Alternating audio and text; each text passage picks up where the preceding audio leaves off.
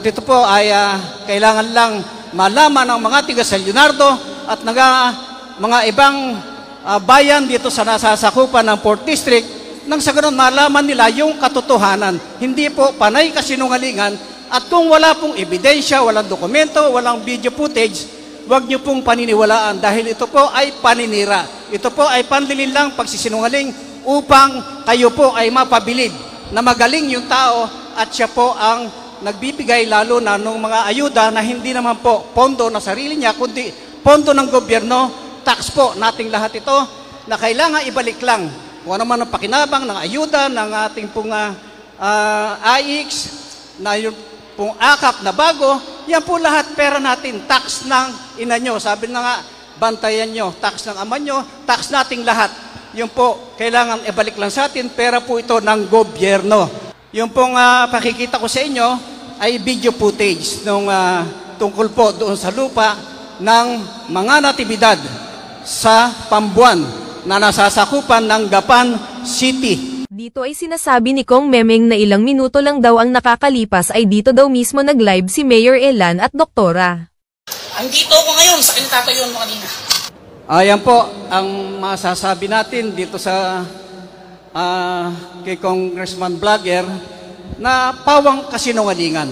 Ang sinasabi po niya kung saan daw nag-live si Doktora Maricel at si Mayor Elan doon sa lote nila, doon din daw siya nagla-live at nagbablog ng kalokohan.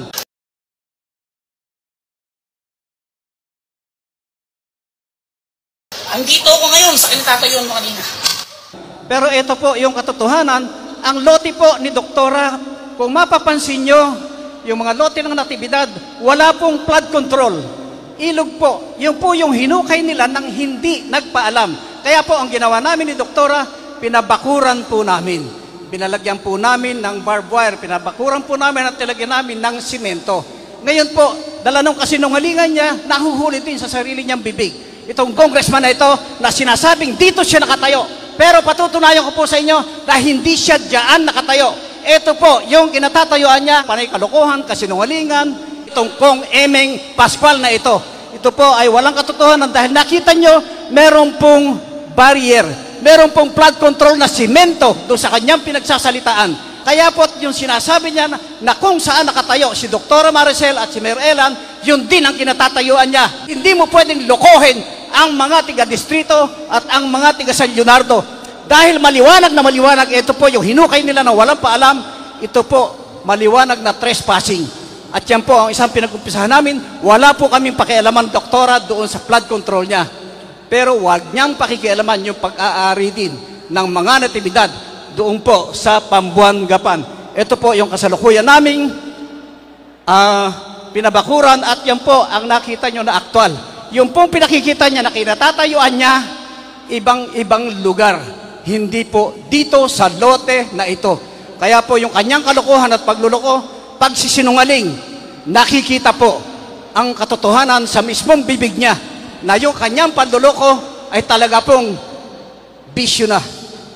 Talaga pong hindi na mababago ito. Paniniwalain kayo, kahit ang kulay na nakikita niya ay puti, sasabihin niya pula yon. Kaya po malinaw yung ating pong pinag-uusapan, pawang katotohanan lamang. At yung pong aming sitwasyon na sinundan ito, yung pong pagpunta ni Mayor Elan doon para magpabakod lang. Pero nung pong umalis kami, dumalaw po, nagpunta rin yung kanyang ama sa main gate, doon sa front gate ng mga natibidad sa barangay ng Pambuan, tabi ng karsada, na kung saan yung kanyang mga kasama ay pawang mahahaba ang dala at pawang mga guns ang gamit nitong mag-amang Pascual na ito. Kaya ito po ay makikita natin pag nagsalita si Mayor Elan, dokumentado po. Ayan po yung gate ng mga natibidad. At nakunan sila dahil nung nagpunta po si Boy Paslang doon po sa Pambuan, sa main gate, may mga kasama ang mga asong ng Pascual. Ito po yung mga asong Pascual na may mga mahahabang dala. At yung po ay high-powered firearms. At yan po ang kanilang ginawa. Binuksan yung pinto, sinipa yung gwardiya, sinapak. Pagkatapos po, biglang umalis. Tumawag po sa akin yung nakakuha ng video At yun po, katunayan nakikita natin, kaya po kami nagbalik po doon sa mismong Pambuan. Yun po ang dahilan, kaya po si Mayor Elan ay nakapagbibigay ng salita na maaaring hindi nyo magustuhan. Pero kinakailangan po at dapat lang na sumagot po tayo sa mga gagong Paskol na ito.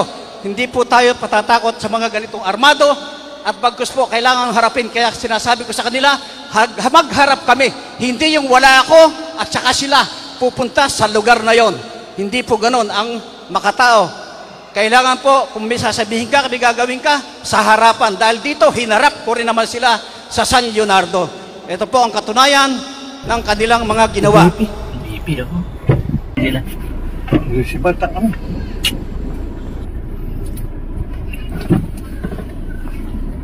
Tawag mo si boss. Umalis yung mga pulis nila. Maaaring hindi nyo kilala at di rin namin kilala dahil mga dayoto, ito yung mga inuupahan nila na kaya lang po matatapang itong mga ito dahil may mga armado silang kasama. At dahil po nagagawa nila yung gusto nila pag wala po silang kaharap na lumalaban. Kaya po nung binalikan ko sila, yun po ang napagla-live lang din natin para nang sa ganon, malaman namin yung paghaharap-harap sa aktuhan. Hindi yung pupunta sila sa gate, hindi yung papasok sila nang wala yung may-ari, nang wala po ng yung dapat nilang makaharap. Ito pong mga pag-anak na Paskol na ito, napaka-traidor po at talaga pong hindi lumalaban ng harapan. Lahat po ng kagaguhan, lahat ng kahiyupan, kamukha po nung sinuro doon sa lote ng mga natibidad, sinuro yung babuyan, sinuro po yung mga puno, talaga pong binababoy ang ating mga kapaligiran at ang pag-aari ng iba. At ito po ang isang katunayan na meron po tayong maipapakita ng mga dokumento at mga video. 1.7 million na halaga ng illegal na sigarilyo. Sino ba may-ari nung mga sigarilyo na yan? Yung mga illegal na sigarilyo? Sino bang, ano ba, yung nahuli sa Kabanatuan? Natukoy na ba kung sino may-ari? Sinong congressman may-ari nun? Ay, sinong may-ari nun? Walang nahuli. Sino ang nasa likod? Sinong congressman? Congressman ba? Sinong congressman? Ay, di ba nasabi ko na naman na... Kaya po yung kanilang mga yaman, hindi po mailahat. Sabi nga po ni Congressman Antolino, ang issue dito, saan ang galing ang yaman mo? Apa? Nakapagpagawa ka ng palasyo sa Pambuan.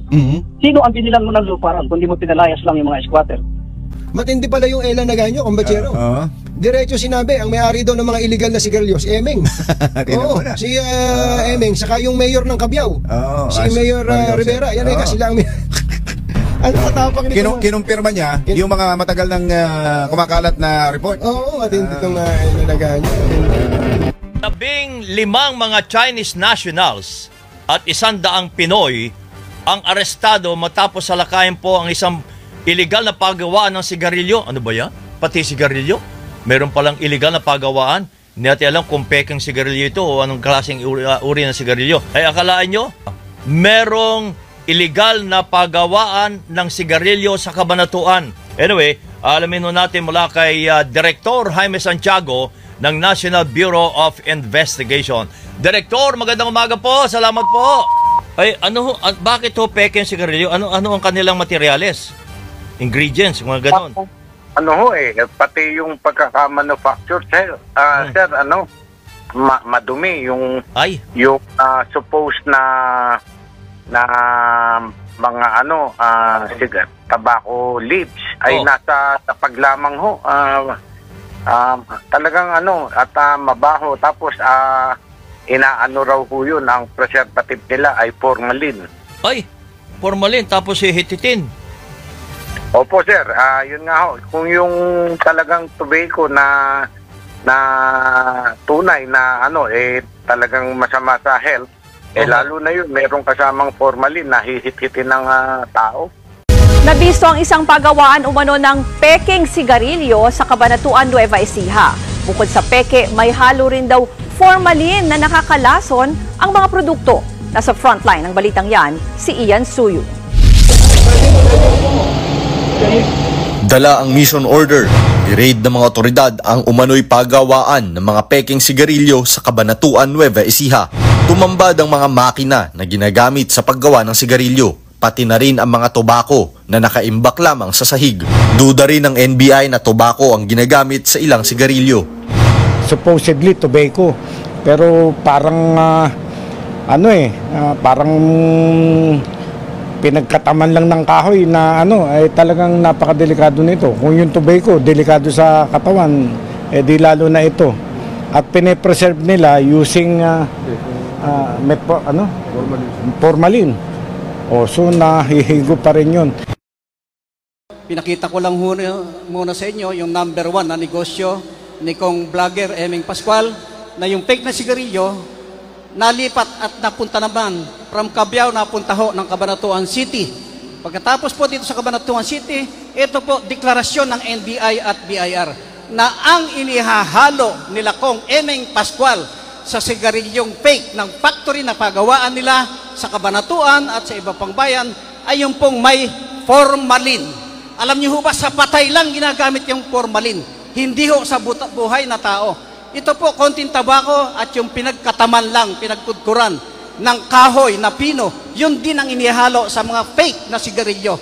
Kaya po, buhay pa yung mga bumibili ng fake na sigarilyo, pinapatay na kayo ni Kong Emeng Pascual at nung kanyang mga kapartner dahil sa negosyo po nila ito. At malinaw po, nahuli sa Pambuan, nahuli sa Cabiao, isang makina. At ito rin po ang nilipat na nahuli sa Cabanatuan City na pag-aari ang negosyo at paggawaan ni Kong Emeng Vlogger Pascual ng fake na sigarilyo. Kaya po, pasintabi po at paalala dun sa mga bumibili ng fake na sigarilyo, formalin ang pinahihitit sa inyo ni Kong Emeng na napakalubhang delikado sa inyong kalusugan. Sa inyo pong lahat, ito po hindi paninira, ito po ay deklarasyon at kung saan kami makarating, paninindigan ko, tatayuan ni Mayor Elan, ako po ang magpapatunay sa inyo kung saan man makarating na sa kanila galing na mag-aamang Pascual ang origin, ang pagawaan na unang nahuli sa Barangay Pambuan, Gapan City. Sa inyo pong lahat, pasensya na ho kayo, kailangan ko lang ho maglahad at ito po ang katotohanan para makita natin lahat ang kaibahan ng ating pong Doktora Maricel Natividad Daganyo at kay Kong Emeng Vlogger Pascual. Magandang gabi pong muli at maraming salamat ating bayan.